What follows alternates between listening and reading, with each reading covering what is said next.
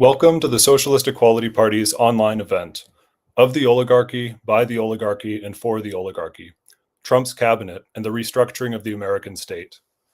My name is Evan Blake. I'm a writer for the World Socialist website and a member of the Socialist Equality Party. I'll be the moderator for today's discussion, and I'm pleased to introduce our panelists. David North is the national chairman of the Socialist Equality Party and chairman of the World Socialist website International Editorial Board. He has been active in socialist politics for over 50 years and is the author of numerous books on the history of the Fourth International, the life and political legacy of Leon Trotsky, and other critical topics. Joseph Kishore is the national secretary of the Socialist Equality Party and was our presidential candidate in the 2024 US elections. He has been the SEP's national secretary since 2008. Eric London is a member of the National Committee of the SEP who writes on US politics, immigration, and history for the World Socialist website. He has been a member of the SEP since 2011. And Tom Hall is also a member of the National Committee of the SEP who writes on labor issues for the World Socialist website. He has also been a member of the SEP since 2011. This discussion is being hosted on the WSWS and live streamed on X, Facebook, Instagram, and YouTube. We'll take questions from the audience, so if you'd like to submit a question for our panelists, please leave a comment on any of these feeds or in the Discuss chat on the event page at wsws.org/live. We also encourage everyone watching to leave a comment telling us where you're listening from. Today marks 2 weeks since Donald Trump was declared the victor in the US elections, as well as 2 months until Inauguration Day. Trump has rapidly moved to announce numerous far-right cabinet nominations, while making clear that he intends to carry out the fascist policies he advanced during his election campaign, including the mass roundup and deportation of millions of immigrants. My first question is for Joe. Joe, as I said at the beginning, the title of this meeting is Of the Oligarchy, by the Oligarchy, and for the Oligarchy. Can you speak to this theme and give an overall assessment of the aftermath of the elections and the cabinet that Trump is assembling?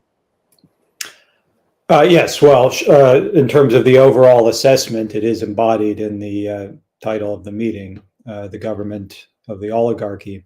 As we've written on the World Socialist website, we are seeing a violent realignment of the political superstructure with the character of American capitalism.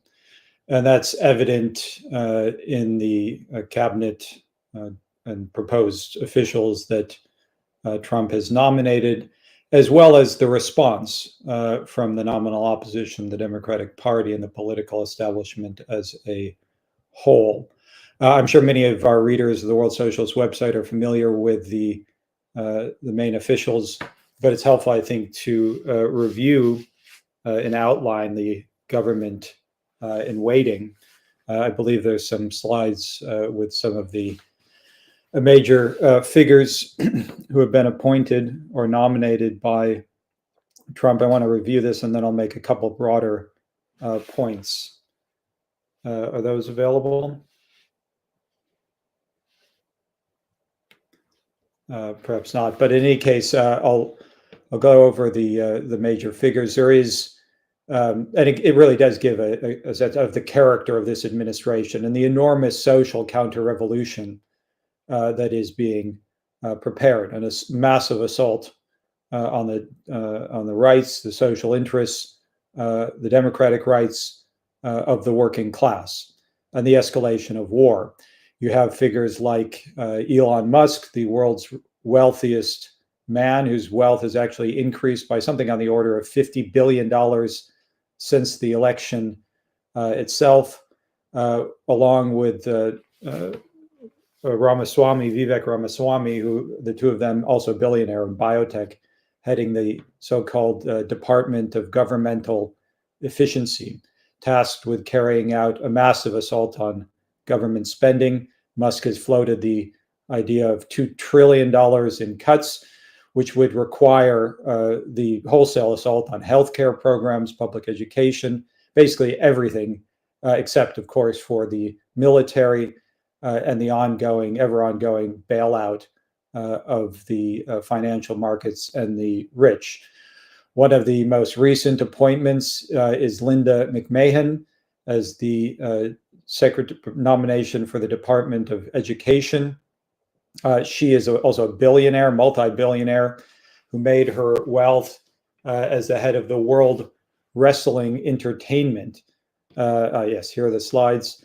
The very fact, actually, that the proposal to head the education system in the United States is a billionaire who amassed her wealth through so-called professional wrestling speaks to the profound political, cultural degeneration of the political establishment, the American ruling class. But she is she's nominated on a program of abolishing completely the Federal Department of Education, which would correspond and be part of a massive attack on public education throughout the country.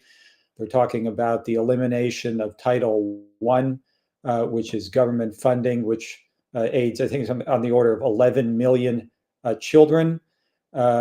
Also, the elimination of the Head Start program, which provides assistance to nearly 1 million of the poorest children. They're talking about just eliminating all of that. Then you have in healthcare, the appointment nomination of RFK Jr. If that's the next slide. Evan, I think in your article, the RFK Jr. as a Health and Human Services Secretary. Your article, you referred to the nomination of RFK to head public health as akin to nominating Al Capone to head the Justice Department, which is basically what they are doing as well. RFK Jr. associated with anti-vaccine conspiracy theories, the promotion of mass infection from COVID-19 and other pathogens. We noted the World Socialist website and the Socialist Equality Party that the abandonment of all restrictions of the spread of the virus during the pandemic, supported by both parties, expressed essentially that was the end of public health as a whole. And these proposals are very much in line or confirm that prognosis. You also have Jay Bhattacharya. He's the leading contender for the National Institute of Health. He hasn't been nominated yet, and Mehmet Oz. These officials will be tasked with massive cuts in Medicare, Medicaid. They're already discussing the imposition of new work requirements, block grants to states, which have the aim of cutting off hundreds of thousands of people from basic health insurance, and wreaking havoc to the whole healthcare system. Then you have, and this is a program, massive social on all fronts. The Department of Energy is nominated, who's a oil tycoon. The elimination of environmental restrictions. There will be plans for basically the elimination of all regulations on corporate exploitation. The very limited measures in place to guarantee workplace safety will be gutted. This is the plan they're seeking to implement. In terms of the political forms, a government of dictatorship. Trump has talked about the utilization of the military to carry out mass roundups of immigrants and others within the United States in violation of the Posse Comitatus Act. At the head of the Justice Department, of course, is nominated Matt Gaetz, one of the main backers of the January 6th coup, and one of the most ferociously right-wing members until his resignation when he was nominated of the House of Representatives. And other officials, I think some of the lesser known are actually significant. D. John Sawyer, nominated for Solicitor General, both of he and Todd Blanche, Deputy Attorney General, Trump's personal lawyers, which is another element of the administration, its personalist character, subordination to Trump himself. But Sawyer argued the case in the Supreme Court earlier this year, which resulted in the decision in Trump v. United States, that the president, Trump and any president, essentially has unlimited powers to carry out any criminal act, and be immune from personal prosecution under the framework of official acts, that the government essentially the president essentially has unlimited power. And then, of course, you have the escalation of war. Secretary of Defense Pete Hegseth, who is an outright fascist, Marco Rubio, and defender of war crimes. Marco Rubio, Secretary of State, Elise Stefanik, UN ambassador, figures who are associated with, particularly with the demands for an escalation of the offensive against China, which has been Trump's main focus. The ambassador to Israel, Mike Huckabee, basically declared that Palestinians don't exist. This will be a government fully backing an escalation of the genocide in Gaza and the broader regional war in the Middle East. So that, in brief, is the outline, and I'm sure we may discuss in greater detail the plans of the incoming administration. But it is a government of extreme social counter-revolution. As you said, a government of the oligarchy. We live in a society in which, in the United States, the billionaires own now over $6.2 trillion in wealth, enormous economic, social, and of course, political power concentrated in the hands of this oligarchy. Now, of course, this is a broader process. It didn't just emerge overnight. This is a new stage in a protracted crisis of American democracy and decay of democratic forms of rule. But it is entering a new stage with this government. The two just points I want to make brief points in the introduction. First is the response of the Democratic Party. During the election campaign, we opposed any support for the Democratic Party and those promoting the lesser of two evils arguments. And we noted, first of all, that the Democratic Party is responsible, is driving an escalating global war, responsible for the genocide in Gaza. And even in the advance or in the last months of the Biden administration, they have announced a major new escalation of the war against Russia, with the allowing Ukraine to utilize U.S. Provided long-range weapons to fire deep into Russian territory, which risks really catastrophic consequences. The Democratic Party is a party of war, of Wall Street, and privileged sections of the upper middle class, and it was incapable of making any appeal to the interests of the broad mass of the population, which allowed Trump to exploit social anger. But one of the points we stressed is that the Democratic Party is not opposed to Trump. They are not opposed to the dictatorial methods which are being advanced.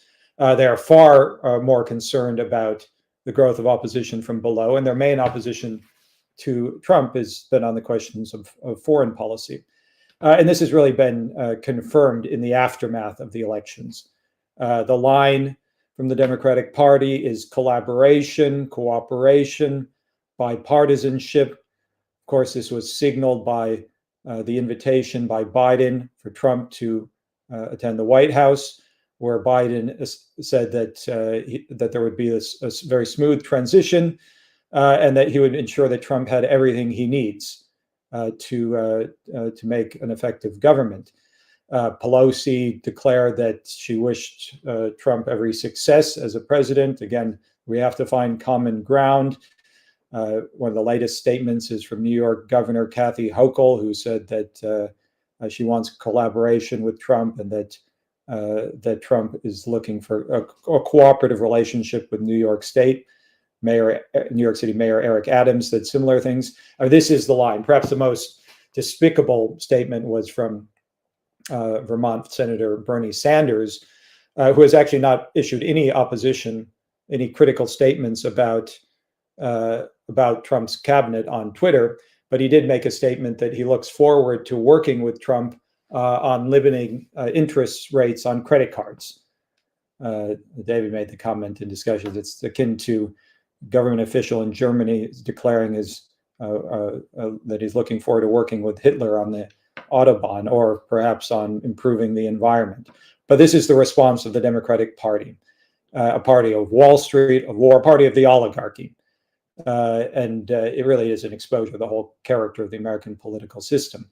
The second and final point I want to make, which of course we will be discussing in greater detail tonight, is that there will be opposition to Trump and the Trump administration. It's not going to come from the Democratic Party, but it will come from the working class. The policies that they are seeking to implement under conditions of enormous crisis, are deeply unpopular, are opposed by the broad mass of the population, and workers will come to see the nature of this government and to oppose it. And that is the issue. The question is the central political question during the election and now in the aftermath of the election is the building of a movement in the working class in the United States and internationally on the basis of its independent interests to oppose the government of the oligarchies and the oligarchy itself through opposition to the capitalist system. And that is what is necessary, and that is what will develop and what we will be fighting for. Well, thank you, Joe. I think that was a very good overview of the cabinet that Trump is assembling, and really the role of the Democratic Party in facilitating this, and the issues confronting the working class is a very good opening. I think, as you said, this really represents just complete reaction in the service of the financial oligarchy. Very much embodied in the figure of Musk, who's playing an absolutely central role. And I just wanted to quote, we wrote earlier this week on the WSWS, we said, there are only two criteria for the nominees so far announced: complete alignment with the fascist policies Trump seeks to put into place, and unquestioning personal loyalty to the would-be dictator. And I think with every appointment, that's been the case so far. I did just want to briefly, this is an issue I've been following closely, and wanted to just comment on the character of the public health appointments, which have been announced so far and what's being planned. Politico had an article yesterday where they indicated that as Joe mentioned, Jay Bhattacharya is being considered, and he's the leading candidate to head the NIH. Trump is planning to appoint Joseph Ladapo, the current Surgeon General in Florida, to head the CDC, and then a man named Marty Makary to head the FDA, and someone named Vinay Prasad to be Surgeon General. And each of these figures we'll be writing on this further on the WSWS, but they've all been really central sources of propaganda and disinformation throughout the pandemic, opposing lockdowns, supporting the full reopening of schools before anyone was vaccinated, supporting the mass infection of children. Dr. Oz in April 2020 advocated the reopening of schools, saying that only 2 to 3% of the American population would be killed, and saying that this was appetizing. These are really ghoulish and deeply reactionary figures. Jay Bhattacharya co-wrote the Great Barrington Declaration, which argued for mass infection in 2020 and throughout the pandemic. And RFK Jr. is sort of really the central source of anti-vaccine propaganda, and it's the implications are incredibly dire. The danger of measles and many other pathogens which have been eliminated for decades coming back is very real, and I think really they'll be carrying out a wrecking operation on public health, deepening what's been done under Biden over the past 4 years, which really set the stage for this. And really all down the line, they're planning to destroy public education. And so I think, really, these are incredibly reactionary appointments. And I think the point that you made, Joe, is really correct, that there is mass opposition, and these are not in any way popular figures, and the cabinet that they're assembling will be widely despised. And I think it's a good, on this, I think it's important to delve into the topic of recess appointments, which has been widely covered in the media lately. And so my next question is for Eric. Actually, Eric, you wrote a really critical article, which was published today on the World Socialist website on this topic, and Trump's plans to violate the advise and consent clause of the Constitution. And you emphasized in that article the parallels between the Führer principle and what Trump is planning. So I was wondering if you could elaborate on these issues and draw out the implications for American democracy. Sure. Well, the efforts by Trump to violate or eliminate the Appointments Clause, Article 2, Section 2 of the Constitution, would mark a real turning point from which there would be no return. The separation of powers was really a fundamental conception underlying the bourgeois revolutionaries' entire understanding of what it meant to establish a government that was, as Lincoln would later say, of the people, by the people, for the people. The conception was that the government had to be structured in a way to prohibit any elite group or person from gaining total control over the functions of policymaking. The entire framework that was established is now coming to an end. And if Trump succeeds, or really even just the fact that he's making the threat to violate the appointments clause, is, as I said, a real turning point. I mean, the appointments clause delineates and limits the executive branch's power to appoint Supreme Court justices, to appoint officials, as it says, which includes the cabinet members. Has to be seen as a load-bearing beam of the entire constitutional structure of the American government. If you cut that load-bearing beam out, the entire edifice really starts to collapse. Now, Trump's recess appointments clause is an attempt to make abuse, I should say, of the recess of a subsequent clause in Article 2, which was written into the Constitution at a time when it took several days to travel by horseback and a horse-drawn carriage to the capitals, which were at the time in Pennsylvania, in Philadelphia or New York. It has nothing to do with the fact, it does not give the president, as Trump now claims, the power to prorogue Congress, which is what the plan would be. And this has been stated almost publicly by Trump's allies in the Senate and the House, to allow him to bypass the point that you made, Evan, the requirement in the Constitution in that article that the Senate, that is the legislative branch, advise the president as to the selections of his Supreme Court justices and cabinet members and other officials, and that the Senate must consent to those appointments, to those nominations. That really goes back to some very, very basic democratic traditions. The revolutionaries were incensed about the fact, and this is mentioned as one of the points against the king in the Declaration of Independence, that the king was able to abuse his patronage network to create an entire system of government which was personally loyal to him. And this was in violation of this really new conception that the revolutionaries began to develop, that this is a nation of laws and not of men. What Trump is proposing would fundamentally change the character of government. It would enable the oligarchic interest to completely bypass the legislative branch and cut out the legislative branch from exercising its powers under the Constitution. If one thinks about what the implications of this are, because there's some talk in the media, the Democrats are saying it's not that big of a deal. There's articles you can find saying, oh, every president appoints district court judges in recesses, et cetera, et cetera. Yeah, but they don't prorogue Congress to do it.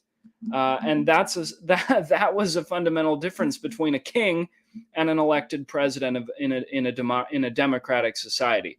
The revolutionary conception that there was not an executive that was able to manipulate and dominate the other two branches, and that's really what's at stake here. Now, I think there is an element to the question of the theme of the meeting and some of the points Joe made. I mean, there is a logic to this. This is an oligarchic society, and the democratic framework that the founders of the country set up is buckling under the weight of this oligarchy, to the extent that the constitutional framework interferes with the interests of the oligarchic elite. They're to be done away with, either by the threat to do it, and hopefully, as Trump believes and he hopes and his allies hope, that they can cajole the Senate into confirming Matt Gaetz and others who Joe has already gone into. But the very fact that there's a threat, that Trump is essentially holding a gun to the back of the legislature and saying, we can do this the easy way or we can do this the hard way, itself already really changes the entire dynamic of government in the United States. And the basic point of this is the concentration of power in the smallest number of people imaginable. This is not a democracy. This is not a system in which the voices or burning social needs of the working class, that is the bottom 90% of the population, basically, have any say whatsoever in government. That's been the case for a long time, but this change reflects an attempt by the ruling elite to sort of bring the legalistic, if one can, I mean, pseudo-legal, really, forms of rule into conformity with the existing social reality. And we have to oppose that, because the implications for the working class, we're not just talking in abstractions here. The more power is concentrated in the executive branch, the easier it will be to illegalize strikes, to jail opponents of the American foreign policy, to suppress free speech, to detain millions of immigrants in concentration camps. I mean, this is the reality that we confront, and I think it means that we have to get very serious about the need for the development of an independent movement to defend democratic rights, and that requires really an attack on the basic root cause, which is the capitalist system. Well, thank you, Eric. I think you've really raised critical historical issues, and I think it really, what you've spoken of really speaks to the profound degeneration of American democracy, really, the collapse of American democracy. And I'd actually like to ask Dave to address these themes as well. Dave, at the Socialist Equality Party's final election campaign event 2 weeks ago, you spoke on the historical background of the 2024 elections. You noted, you referred to the 1896 election of William McKinley, which marked the emergence of U.S. imperialism as a world power, and then you noted the fact that the midpoint between that election and today was the election of John F. Kennedy in 1960, which you said marked the apogee of U.S. imperialism. And you stressed in those remarks really that since then, the U.S. has been in a protracted period of decline, which has now culminated in the election of the fascist Donald Trump. So I was wondering if you can elaborate on this further and what made the election of Trump possible.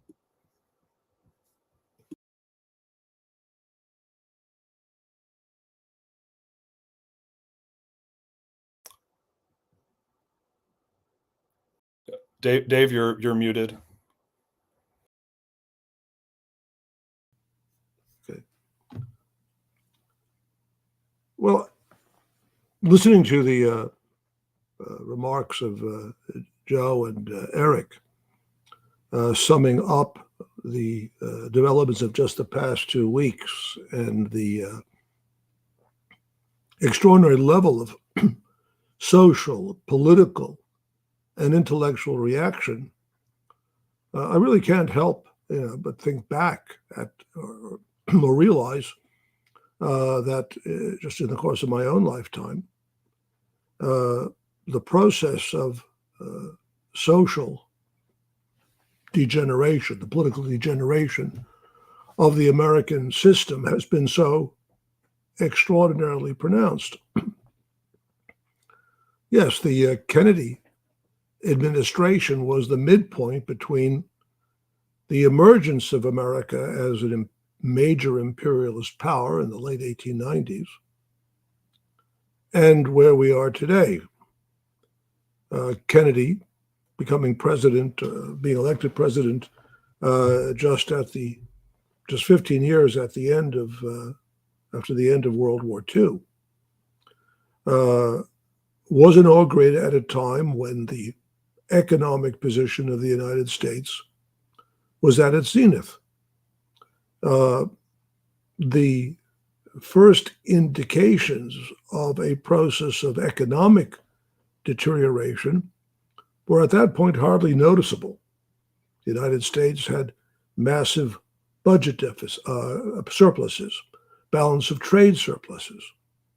It was still growing at an impressive rate. And even at that time, it was possible for Kennedy to make in one of his speeches to hold out the possibility, or in fact set as a national goal, the placing of a man on the moon before the end of the 1960s. Now, of course, we know there was a great deal of ideological and political motivation behind that pledge. The United States was engaged in what was called the race for space and trying to preserve its prestige at a time when the October Revolution of 1917, associated with the existence of the Soviet Union, the fact that masses of people, masses of workers, believed in socialism as an alternative to capitalism. Kennedy, as a very far-sighted and intelligent leader of the American ruling class, recognized the necessity to associate, to the best of his ability, American capitalism with a progressive mission. And so in proposing that the United States set the goal of placing a man on the moon, he was proposing to do something which at that time, there really did not even exist the technology to accomplish that. And yet American capitalism had the resources to put behind NASA, to fund an immense amount of scientific research, to insist upon science as a basic course in schools. That was a very different time. And what we have witnessed over the last 60 years is an accelerating deterioration associated with the deterioration in the global economic position of the United States, which has found inevitably political expression in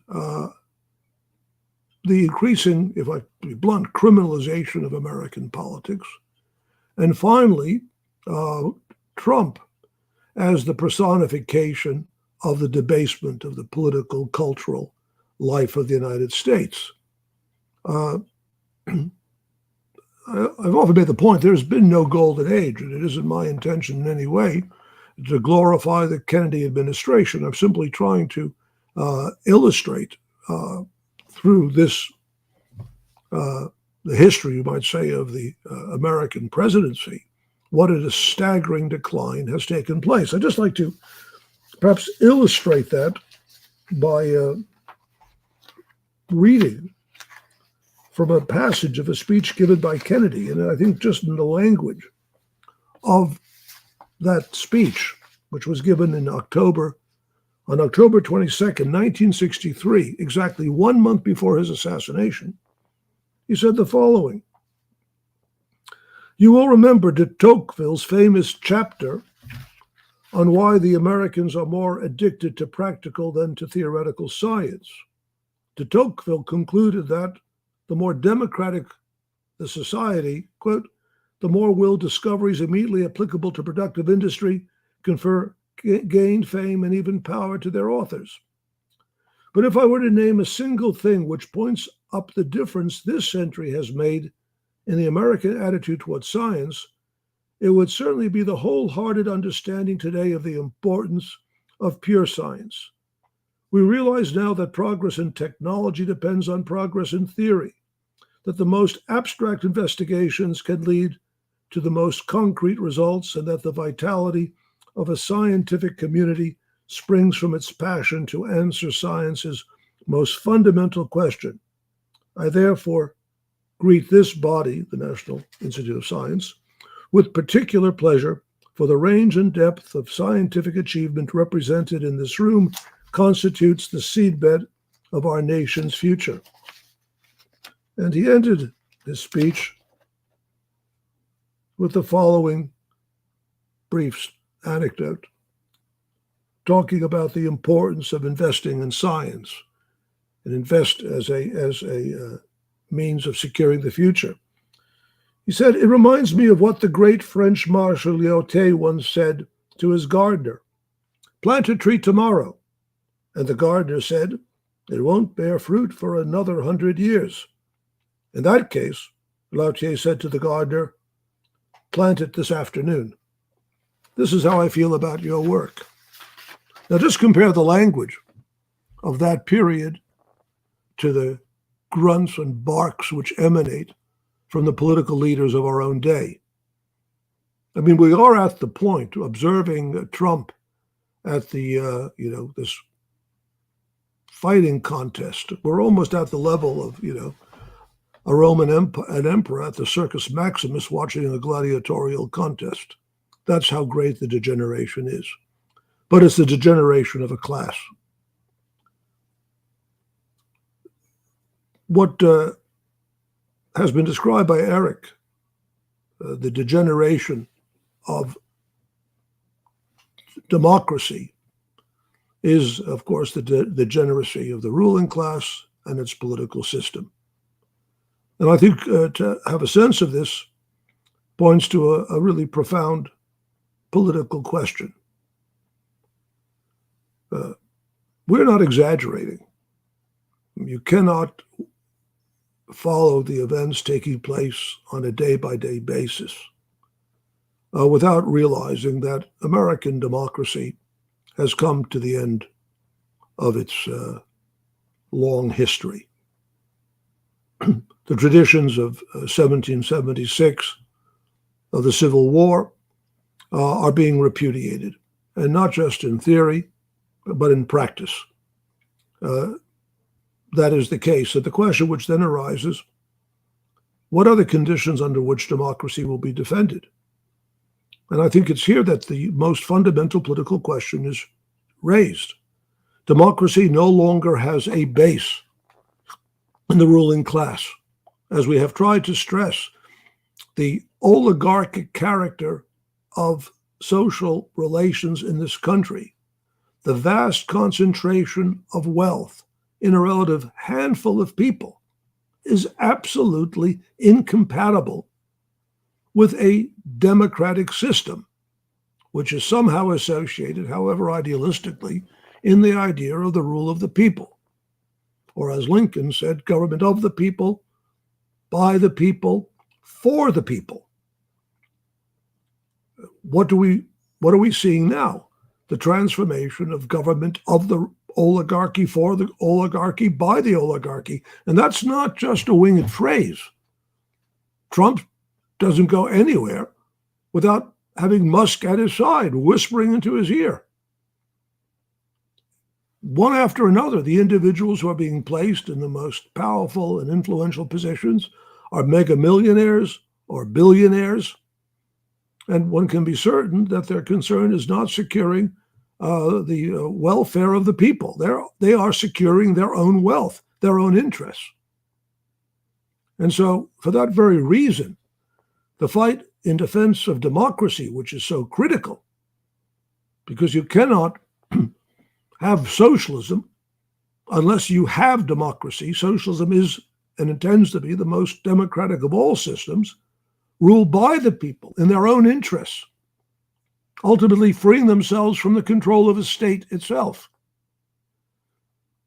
The constituency for democracy in its modern form can only come through the development of a mass movement of the working class, the fight against the capitalist system, the transfer of ownership of the means of production, control of society to the broad mass of the people. And I think that's what really is being posed today. There will be great struggles, but it's going to be centered on this question. And the task of the working class is to recognize that its responsibility is to come to the forefront.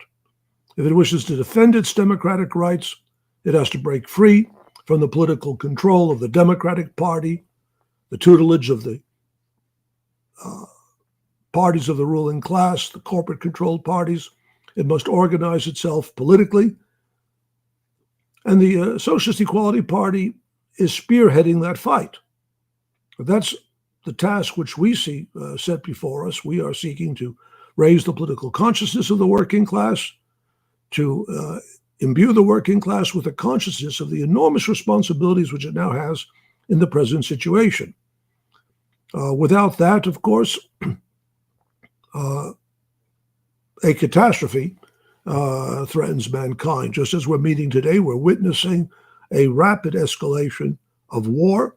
The United States, I'm sure more will be said about this, the United States has authorized missiles to strike Russia. The British have done the same. This is, for all intents and purposes, an act of war.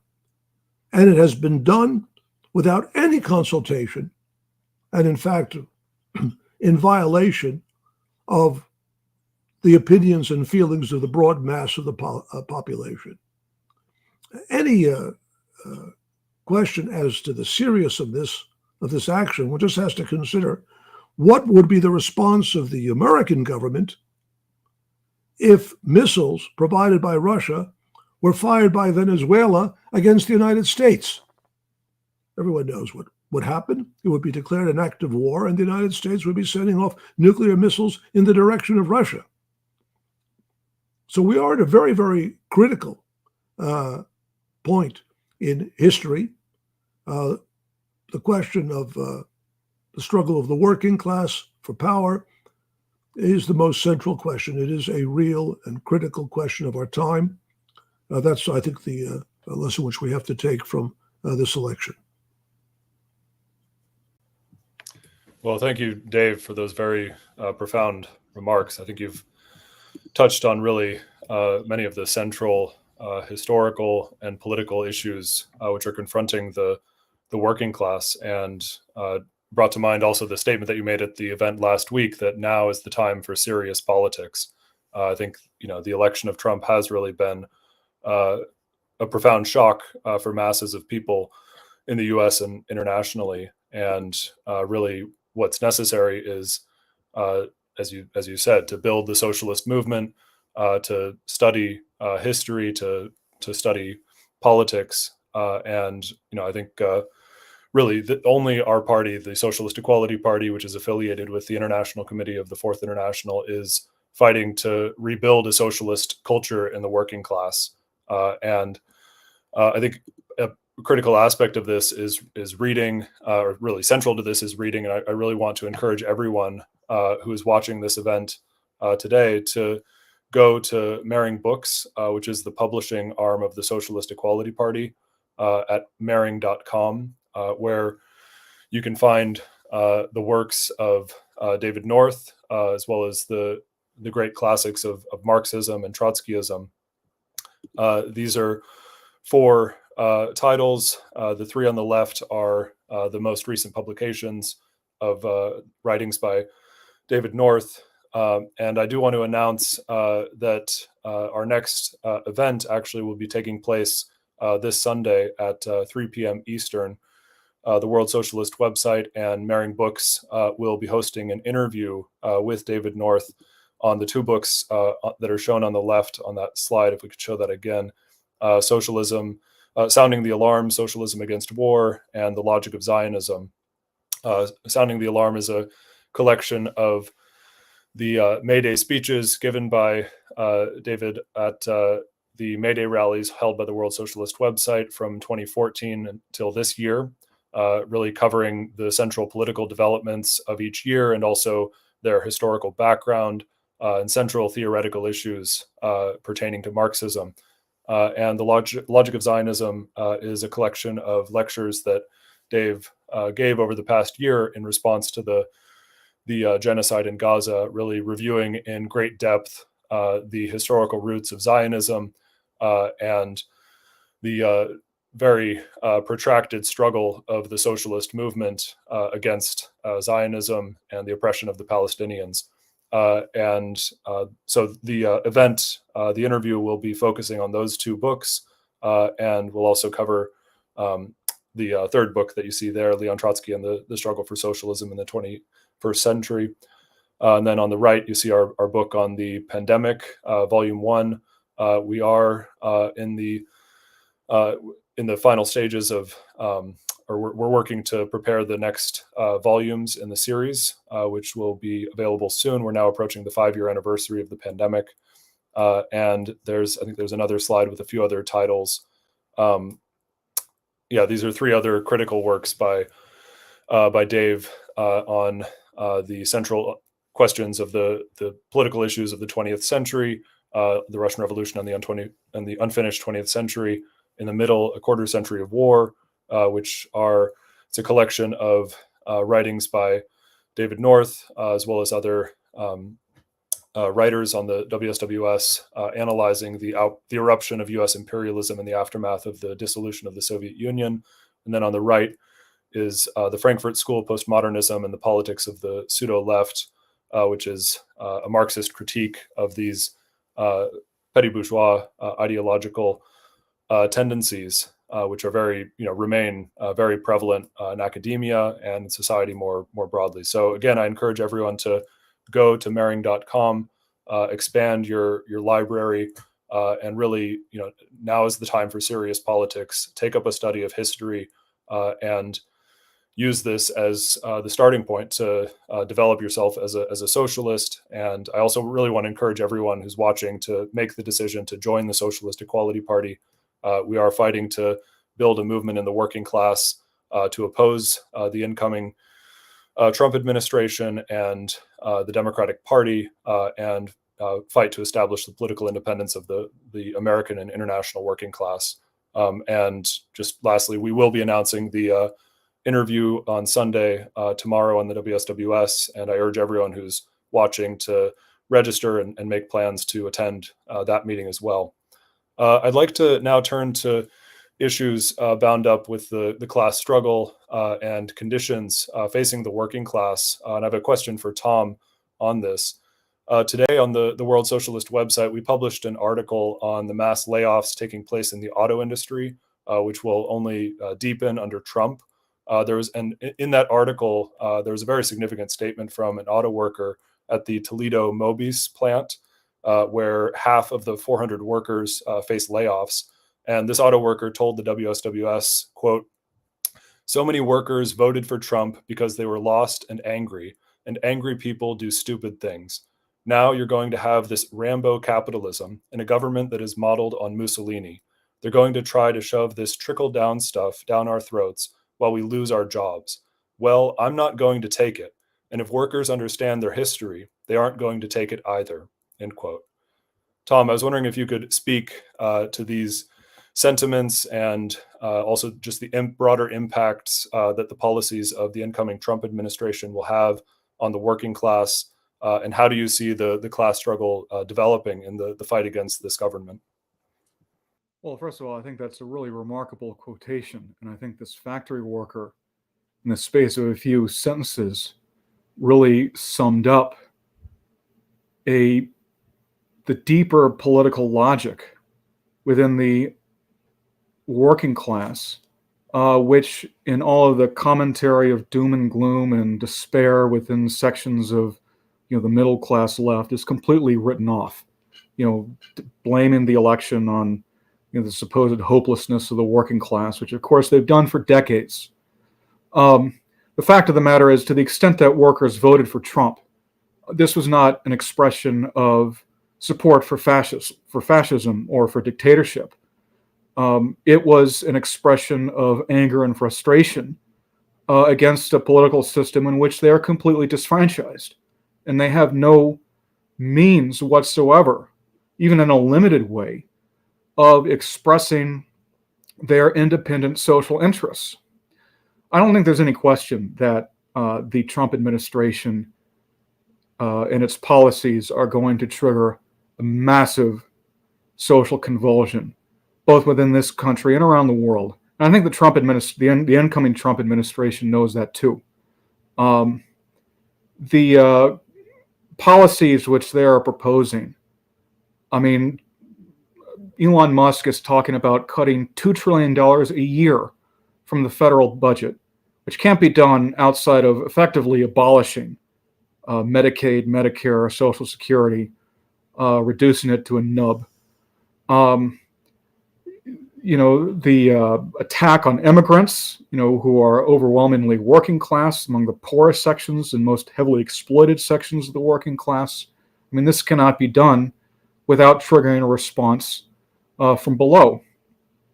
And I think what we anticipate is that more and more what will predominate under this new administration is the class struggle and the emergence of the working class as a decisive political force in American and world society, which has been denigrated and ignored for so long.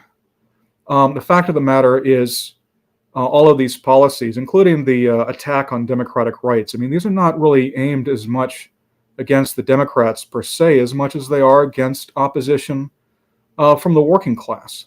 And it's bound up with the preparation of American society for war, which has been going on for many years under both Democratic and Republican administrations. These wars are deeply unpopular. I don't think there's any real support in the working class, certainly for the genocide in Gaza, and certainly no enthusiasm for the proxy war in Ukraine. They've completely failed to build any support for that. And of course, there will be no support for a conflict which is actively being prepared with China, which will be a conflict over the domination of global supply chains, over the control of markets, including the electric vehicle market. This will generate enormous opposition. But the critical question, as it has always been, is the question of an independent perspective and leadership. Working class has to break and establish its independence from bourgeois politics. If one looks at the situation in the working class today, this is not a working class which is, in full retreat. In that sense, it's not like, Germany in the early 1930s. This is a working class which is engaged in massive strikes over the past 3 to 5 years, including, strikes on a global scale. The strikes in the immediate opening weeks of the pandemic and the auto industry spread quickly from Italy to Spain to Canada to the United States, and forced to shut down to not just the auto industry, but much of American and world industry in a matter of days. But the critical question and the issue which workers have come up again and again is the organizations and the officialdom which claim to speak for them, principally the trade union bureaucracy, especially in this country, function consciously as extensions of management and the capitalist parties. One strike after another over the past few years has been deliberately sabotaged, blocked altogether by union bureaucrats who have been working in close consultation with the government. Over the summer, Biden declared, essentially sort of summing up the crux of his domestic policy, called the trade union bureaucracy his domestic NATO. And what did he mean by that? He meant that the union bureaucrats are a principal means through which the home front is going to, or they will try to get the home front under control, to put the economy on a war footing, and to suppress opposition from below while they carry out deeply unpopular criminal policies. That is something which is really, frankly, it's existed. The dynamic has existed for many decades, but has deepened and widened under the Biden administration. And now you have a situation where, frankly, the union bureaucracy, not only, put it this way, the union bureaucracy's role in suppressing the class struggle, disrupting the unity of the working class, imposing sellouts. Objectively, they're, while for the most part, the bureaucrats are, their corrupt relations with the state is through the medium of the Democratic Party. They're doing Trump's dirty work for them. And of course, the whole Democratic Party's policy of, we hope, Trump, every success, we want to ensure a smooth transition. The bureaucracy is totally in bed with that. And not only that, but there are considerable sections of the bureaucracy which are prepared to go over to Trump, and in fact have considerable sympathies for fascism. You had the Teamsters decline to endorse a candidate in the election, which was universally acknowledged as a de facto endorsement of Trump. The General President, Sean O'Brien, had been meeting over the course of the past year in private with Trump, endorsing figures like Josh Hawley, who is this fascist senator from Missouri who was critically involved in January 6th. This is the development of an independent movement of the working class, which gives workers, transfers power from this unaccountable apparatus to the shop floor. The establishment of what we have been fighting for many years, rank and file committees, the development of new organizations of struggle, which do not accept as their starting point what management is willing to give up, but what workers need, which strives to unite workers across industries and on a world scale on the basis of their common interests. We've made significant strides in the development of rank and file committees, both in the United States and around the world. And by the way, I want to point out right now, there are over 50,000 postal workers in Canada who are on strike. This has enormous support from postal workers in the United States who are facing the exact same issues. The Trump administration is going to go further than any administration in finally privatizing the U.S. Post Office. This is a struggle which is going to unfold on a world scale, and workers need organization and they need strategy, which enables them to leverage their independent power. I'll just say finally, there is a strike which just began today on the West Coast in California by nearly 40,000 University of California workers. These are workers. There's two sections. There are technicians in the UC medical system and also lower paid university workers involved in janitorial services, cafeteria work, and so forth. They've launched a 2-day strike. This is really a preview of the basic dynamic of what is to come. This is a working class, first of all, which is heavily immigrant. These are workers who speak Spanish, Tagalog from the Philippines, Vietnamese, Chinese. This is a broadly international workforce.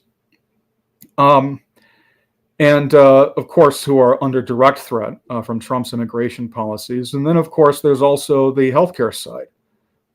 The attack on not just the healthcare system as a whole, but also basic health science, medical science, will generate enormous opposition from the working class. We will be reporting on this the first day of the strike on the World Socialist website, but there will be many more struggles like this. The dock workers have a contract extension which expires on January 15th. Railroad workers are rebelling against another sellout contract, which the unions are trying to push through, which means that conductors, engineers will be engaging in a struggle to defend, this basic infrastructure, which has been gutted by Wall Street, which is now being, Wall Street's now being handed the keys to the government. So I think whatever the initial illusions and confusion existed in the working class, the conditions are emerging for this to be rapidly. The working class is going to be thrust into struggle. Well, these are really critical issues that you've raised, Tom, on the necessary struggle that must be taken up by the working class.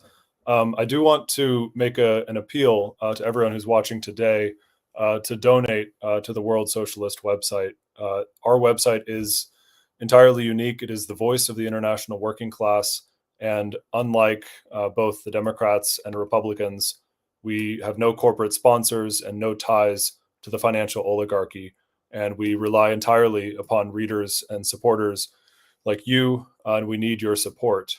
So we really ask that everyone who's watching this event today make as generous a donation as you can at wsws.org/donate. We have been receiving many questions from the audience on the different streams, and I'd like to direct one of these questions to Dave. Ben writes, greetings from Massachusetts. Would a speaker explain how building a movement in the working class is done and how this relates to or goes beyond unionization? So Dave, would you like to address that question?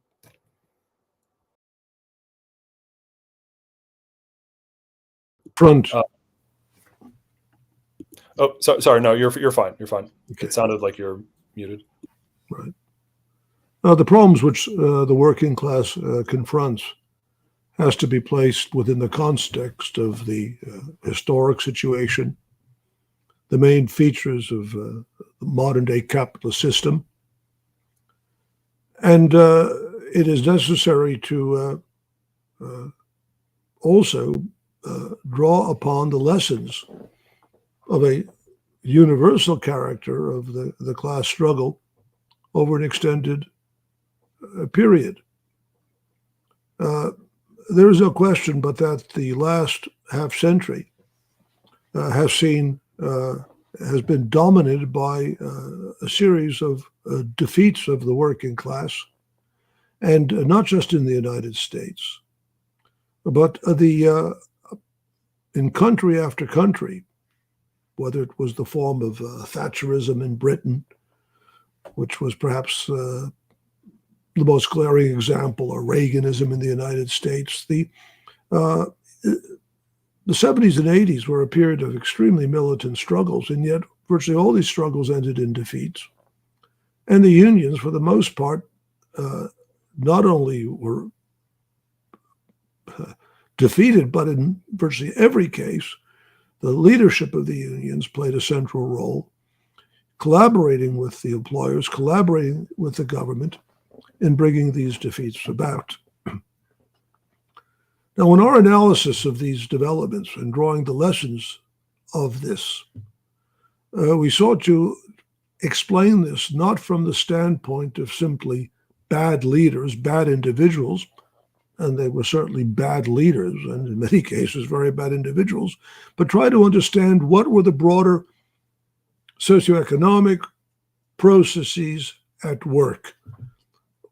How could one explain this phenomenon?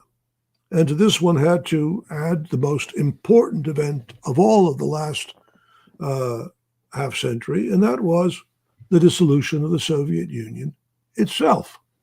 An event culminated in 1991 with the voluntary breakup of the USSR and the initiation of a restoration of capitalism, the wholesale repudiation of the gains of the October Revolution.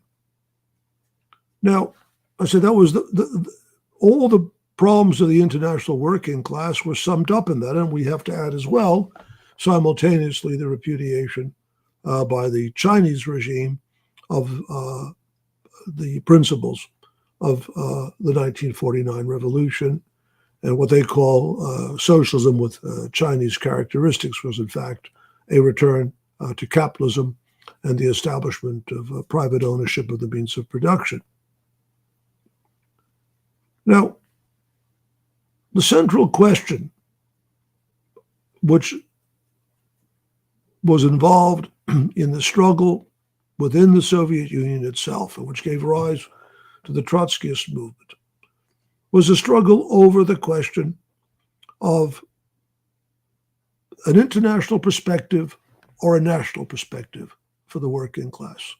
The basic premise of the October Revolution was that the epoch of imperialism was the epoch of world socialist revolution, that a fundamental factor in the eruption of imperialist war was the incompatibility of the nation state with the emergence of the global economy. That contradiction persisted throughout the 20th century. It led not only to the First World War and to the Second World War, but of course laid the basis for the eruption of a Third World War. The growth of the productive forces are not compatible within the nation-state system. And if we look at the driving forces of economic crisis today, and if we look at the enormous exacerbation of global tensions, the struggle of the United States, France, all the old Britain, the old imperialist powers, to assure their interests require that they break beyond, of course, the boundaries of the national state and reorganize world economy in their interests. Now, at the same time, what it poses to the working class is the incapacity of defending itself within the framework of national organizations. Now, there are many elements of the limitations of trade unions that one could review. The principle of trade unions are what they call a fair day's wage for a fair day's work. Really, there's no such thing. The wages system is based on exploitation. What the worker receives in the form of a wage is only a minuscule particle of the wealth that he or she and the class as a whole collectively produces in the form of surplus value, which forms the basis of profit. But beyond that fundamental question, there is yet another one, and that is that the national form of organization of the working class is utterly inadequate in a period of global economic organization. So all the limitations of the old reformist outlook of the working class, of reformist policies, the policies which were pursued by labor parties or social democratic parties, reaches really the breaking point in our age, where to an extraordinary degree, every aspect of economic and therefore social life is rooted in an international division of labor, fueled by a staggering mobility of international finance. And so for the working class to engage in struggles against powerful transnational corporations on the basis of a national strategy, and all trade union strategies are essentially national strategy, trying to improve their position within the national share of the total income, is totally inadequate. Production is organized on an international scale. And of course, you might say, if just to look at it from another standpoint, when Trump says he will make America great again, of course he's running up against the very same contradiction. There is no return to the old America, the mom and pop shop or the nationally rooted corporation hiding behind tariff walls. Go back to 1896. I mean, the famous, one of the major policies of the McKinley administration at the dawn of American imperialism was to protect American industry behind tariff walls. That was not possible. And it was that fact which, of course, led America onto the road of imperialism, World War I, and ultimately World War II, and all the subsequent conflicts. Now, today, in a period of global economic organization, the national strategy is bankrupt. Every struggle today in which the working class engages is part of a global conflict. There is no truly nationally organized industry. Commodities are international in their production. The assembly of a particular commodity is only the one of the final stages of a much more complicated division of labor. So the critique which we made of trade unions was that trade unions, by their very nature, cannot solve and have no answer to this fundamental problem. Now, that does not mean that trade unions, their struggles themselves, are not critical and are not important. We intervene in trade union struggles all the time. But when we intervene, we do so and raise two central issues. One, that the struggle of the trade unions, if they're to have any possibility of going forward, must be consciously directed on the basis of an international strategy. And bound up with that, power must be taken out of the hands of the reactionary apparatuses which rule these organizations and transferred to the rank and file. And new forms of struggle must be developed by the workers so that they can exercise their democratic rights and utilize their organizations as instruments of social struggle, and to put an end to the betrayals which are carried out by the bureaucracies, which in fact don't even carry out the programs for which unions were initially intended. They don't defend within the framework of capitalism the living standard of the working class. Quite the opposite. They collaborate with the capitalists in lowering the standards of life. Now, the way out of that is not just new and improved trade unions, but rather the reorganization of the working class on the basis of an international revolutionary program, the transfer of real power to the rank and file on the shop floor, a movement which we seek to spearhead through the International Worker Alliance of rank and file committees, and the conscious linking up of the struggles of the working class on an international scale. Now, this might sound very radical. Of course it is. But if the ruling class understands the need to organize its actions on a global scale, they have a global policy.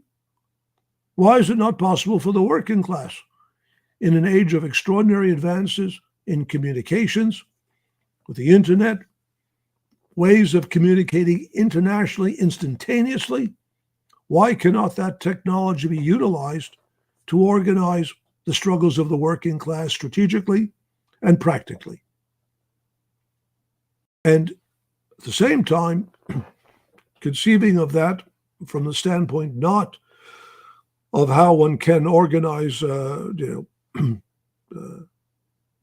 better and more equitable national capitalism, that's not possible, but understand that the problems we face are global problems. The task which we confront is the organization of the working class on a world scale to transfer control of the vast productive forces which exist to the international working class, to overcome all the limitations of national boundaries and the chauvinism, racial hatreds, ethnic hatreds, wars that it produces. The fundamental doctrine of Marxism, the working class has no country, is profoundly true. And that perspective must inspire the working class, and it's a scientific perspective. It's one which corresponds to the reality of the modern day organization of world economy. That's the basic question. Where is the world heading? Will it end in a catastrophic global war, or will it be renewed through a global socialist revolution? That's the great issue of our time. And we base ourselves on a historical perspective, and the correctness of that perspective is substantiated by history. I'll just end with one point, which 30 years ago, at the time of the dissolution of the Soviet Union, all the capitalist governments, with the United States in the lead, declared that this event opened up a new epoch of democracy, of peace. Well, what actually happened? What has been the outcome of the dissolution of the Soviet Union? In fact, the world as it is developing under the aegis of the ruling class seems to be directed toward wiping out every social gain of the working class over a century and even longer. And we see as well in its political form the recrudescence of the most vile forms of reaction: fascism, genocide. Now, this tells us that the organic development of the capitalist system is toward the destruction of civilization. The rule of the few, oligarchy, is incompatible with the needs of the many, humanity. And so the policies of our party, the policy of international socialism, corresponds to the objective needs of mankind if it's to go forward, if it's to break out of the limitations which presently exist. And that's the historic character of our period. We're seeing what reaction can do. I think what Tom said is absolutely correct. The policies of the bourgeoisie are going to unleash struggles on a scale such as the world has never seen. But those struggles must be prepared. The development of a conscious leadership in the working class and an international perspective. The working class must know what it's fighting for. And that is the key to victory. Yeah, no, these are really critical points, and I think, as you've emphasized, Dave, really the union bureaucracies have played a central role in facilitating the rise of Trump and the really the normalization of his policies. And as I think that those concluding points are really critical. That what's required is the building of new organizations of struggle, controlled democratically by the rank and file. And I would really reiterate the call for workers who are watching this call today to join the International Workers Alliance of rank and file committees and really lay the groundwork for the struggles that lie ahead. And I think really a central element of the unions, their politics is really the continuous promotion of nationalism, including anti-immigrant chauvinism. And so I'd like Eric to speak to these issues. Eric, really the spearhead of Trump's fascist policies has been his threat to carry out mass deportations, deporting millions of undocumented immigrants. He's saying he'll begin doing this shortly after coming to office. He's now threatened to deploy the U.S. military and the National Guard domestically to carry this out. So I was wondering if you could speak on this and really what maybe develop some of the themes that Dave was just raising on the need for the working class to adopt an internationalist strategy, but maybe more broadly, what does the working class have to do to come to the defense of immigrants, and also what would you say to workers, including many who voted for Trump, who think that illegal immigration somehow undermines their living standards? Right. Well, I think in following up on the points that Dave made, first and foremost, you have to understand the absolutely unprecedented and dangerous character of what the incoming administration has in store.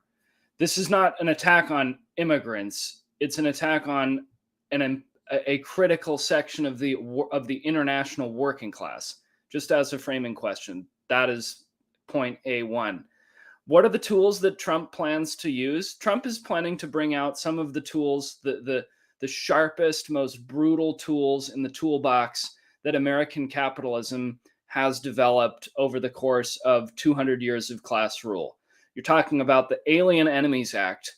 You're talking about the Insurrection Act. I mean, these are laws which they keep in the back pocket and they bring out every 75, 100, 150 years when they are faced with an existential crisis of class rule.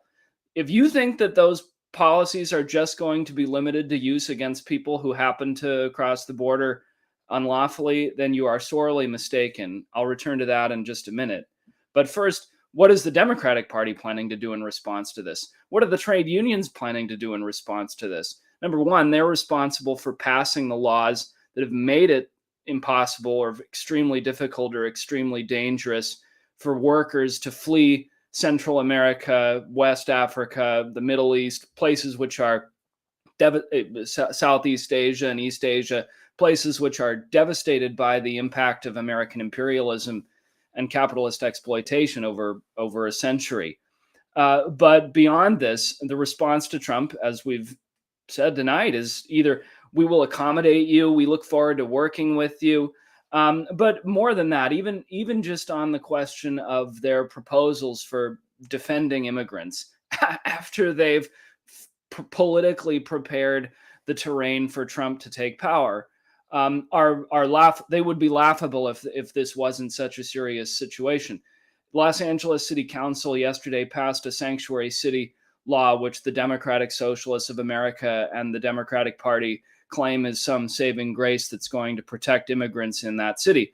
Nothing could be further from the truth.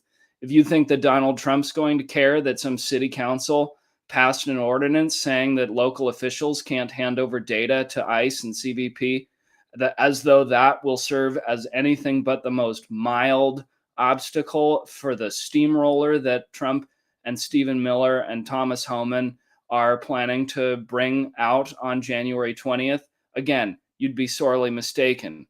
To the workers who voted for Trump or who seem to believe that immigration is the cause of, who are drinking the Kool-Aid put out by Trump and billionaires like Elon Musk about who their friends are and who their enemies are, there's a number of points that one can make in response to this, and it's a serious issue. Number one, the vast majority of you come from families who came to this country from places like Ireland, Italy, South America, from all over the world, where conditions of absolute of famine, of escaping pogroms in Eastern Europe, at times when either there were no immigration laws or when the policy of the American ruling class was to bring immigrants to this country to serve as cheap labor. That's been the vast majority of the time over the last 200 years. And in fact, at the time of the Declaration of Independence and the signing of the Constitution, all the founding fathers agreed that open immigration was by far the best policy. They criticized the King of England for restricting immigration. The second point I would make, if a worker out there thinks that an attack on the democratic rights of 10% of the labor force who happens to not have citizenship in this country or not have a green card is going to improve their conditions, or that the attack on the rights of their coworker on the assembly line or their child's friend at school is going to improve, it isn't going to lead to an attack on their rights, then you really have to study history, because every time the American government has launched an attack on the rights of immigrant workers, it's been bound up with an attack on your rights. It's been bound up with a suppression of your free speech. It's been bound up with the suppression of your strikes. And so there is no way to distinguish between the attack on immigrants from the attacks on the so-called American working class, which really isn't a category that exists in any sociological or demographic sense. Number three, on a more practical question, 10 to 15% of the country's labor force does not have papers. So do you think that making that 10 to 15% of the population terrified about whether speaking up at work is going to lead to an ICE workplace raid or is going to lead to them getting arrested on the way to dropping their kids off at school is going to increase your wages? The exact opposite is the case, and you should get that into your head, because if you can keep 10 to 15% of the labor force fearful of raising their voices, then you have drastically weakened the position of your own economic situation, regardless of where you work. But I think that the broader question is the question that Dave just raised, which is the working class is an international class. Production is international. The cell phone that you use, the car that you drive, the food that you eat, these are products which are assembled in many different countries. They're shipped across the world. There is no longer any such thing as an American-made car or an American-made anything. That is especially the case under conditions of the reliance on microchip technology, which is dependent on rare earth metals from all over the world, assembly in foreign places. You can now ship goods across the planet through commercial sea freight, et cetera, et cetera. So I think that the fundamental question is that if we're going to fight against the corporations, and if there's going to be a fight against massive levels of social inequality, that's going to require an international fight. I mean, the last several decades show what happens when you listen to the AFL-CIO, which says that you can fight the corporations just in the United States. It has completely backfired. Millions of jobs have been cut. Wages and living conditions have been eviscerated. And if you want to get a sense of the type of government that you're going to get by voting for somebody like Donald Trump, well, you're looking at it. Elon Musk and Vivek Ramaswamy are talking about firing people using, by basically plugging in how many people can we fire in the federal government into ChatGPT? I mean, this is the future that you're looking at. And so when Tom says that there are going to be immensely powerful struggles on the immediate horizon, the question of the unity with workers, regardless of what country they come from, regardless of what language they speak, regardless of where they happen to have been born, which is not something that anybody gets any say over, it is this question of the strategic necessity that workers who happen to be American citizens link arms with their coworkers, with their children's friends at school who are from immigrant families, because it is going to be a question of an injury against one is an injury against all. The last point I would make to this is the following. We are distinguishing the position of the socialist equality is very distinct from the position of those in the Democratic Party and in the Democratic Party's environment who or in the Democratic Party's environs who claim that this is just a sort of moral question, that it's a question that we need to all get together and sing kumbaya and be nice to our neighbors. No, it's not just a moral question. It is an absolutely necessary strategic question. The unity of the working class is what is at stake. And for that reason, the Socialist Equality Party is fighting for the broadest possible mobilization of the working class in defense of the democratic rights of immigrant and non-immigrant workers. Well, thank you, Eric. I think that was a very clear and direct exposition of a socialist response to this attack on immigrants and really what has to be done. I think that the principles that you've outlined are really fundamental and have to be taken up en masse by the working class in this really incredibly dangerous situation that we'll be heading into. I want to turn now. There's another question from the audience, which I think raises very important points. So I'd like to address this question to Joe. The question comes from a listener named Shane. He writes, do Trump's trade war measures have to do with a decline of the United States' economic hegemony? How does the gathering imperial blocks factor as well? As we know, capitalism must periodically destroy sections of itself in order to achieve perpetual growth, thus the possibility for another great imperial war, that is, the gathering of imperial blocks. So, Joe, would you like to address that?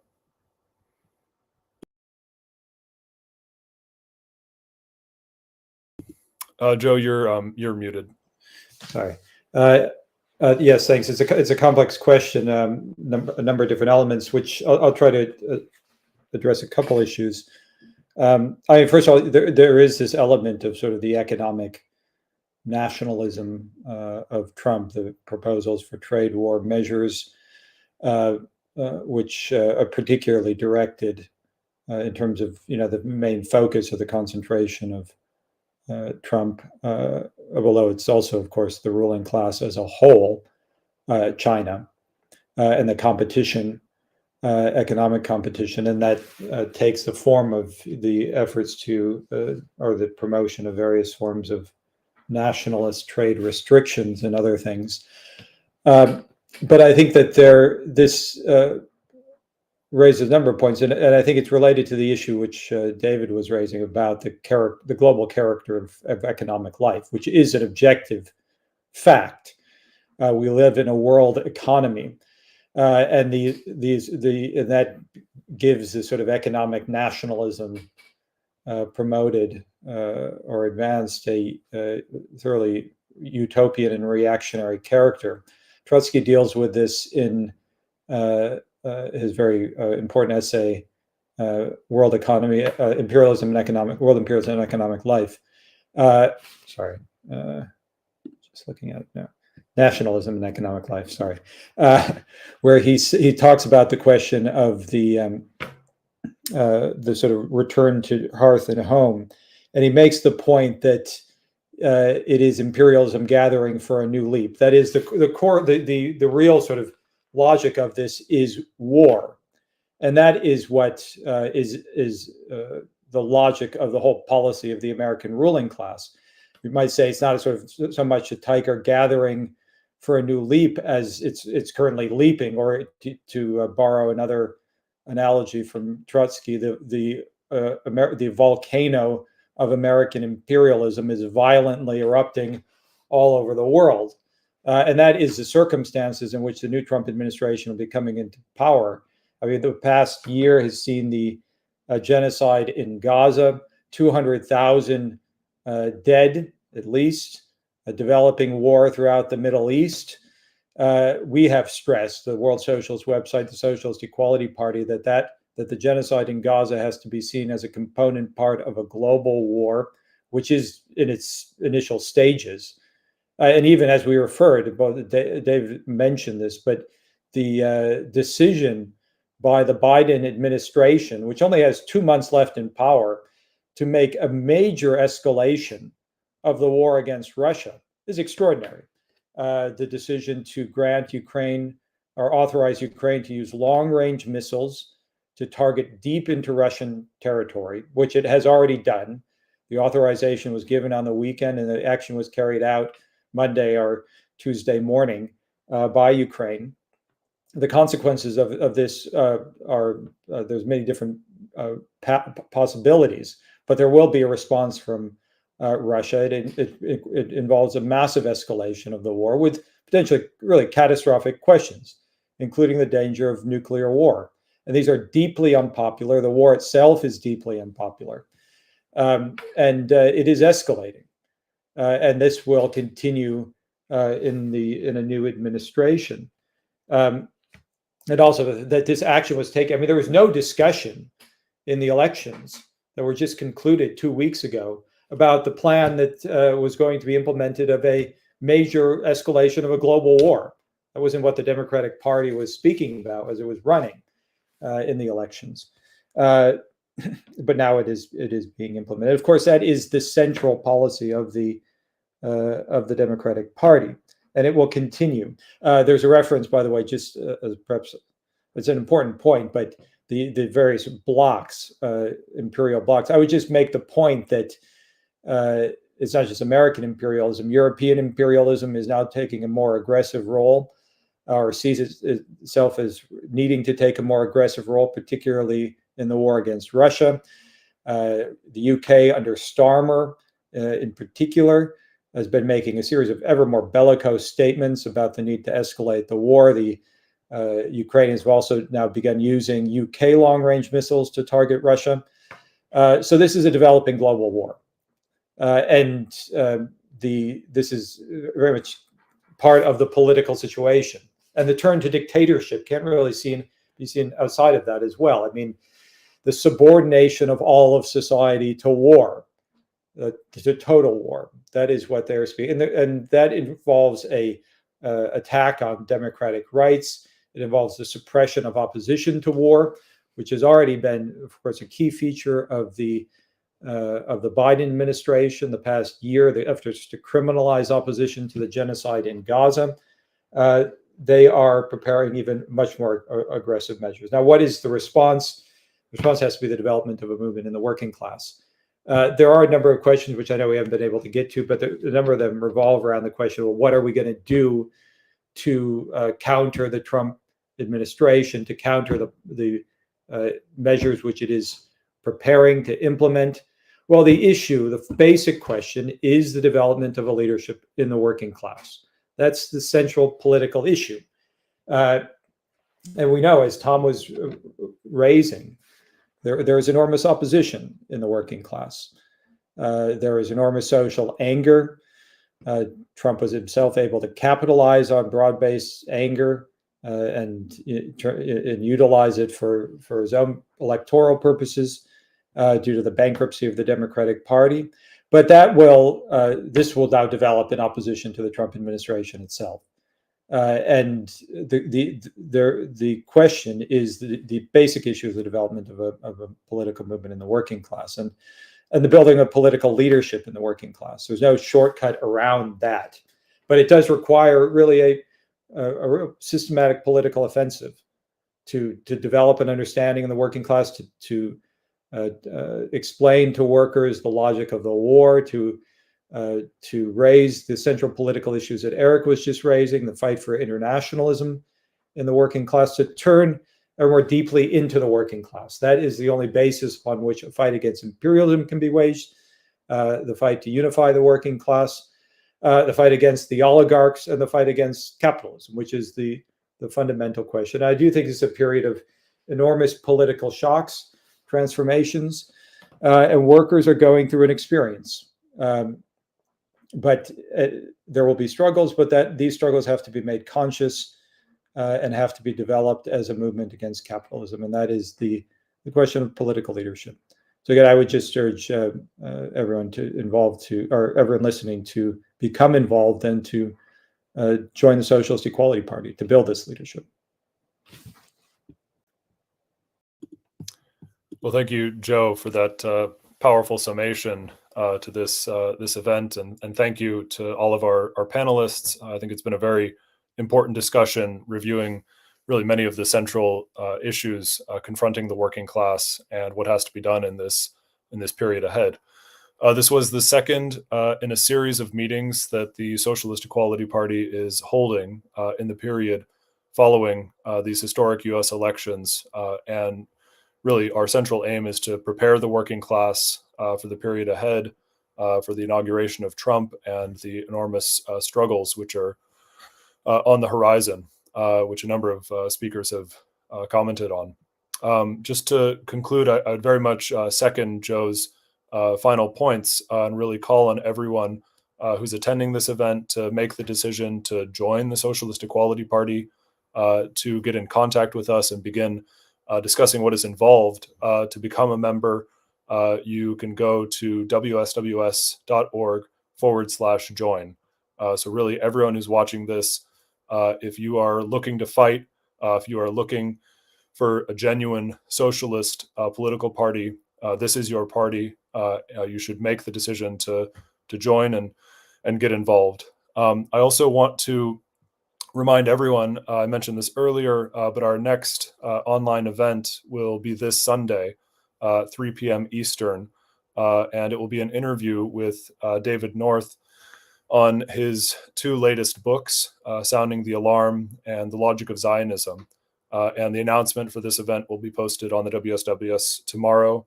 And so I, again, urge everyone watching today's event to register and make plans to attend on Sunday. And just finally, to conclude, I urge everyone watching to share the recording of this discussion with your coworkers, your friends, family members. Invite them to Sunday's event and to future events in this series on the coming Trump administration. And lastly, to donate to the World Socialist website. We need your support. So please go to wsws.org/donate.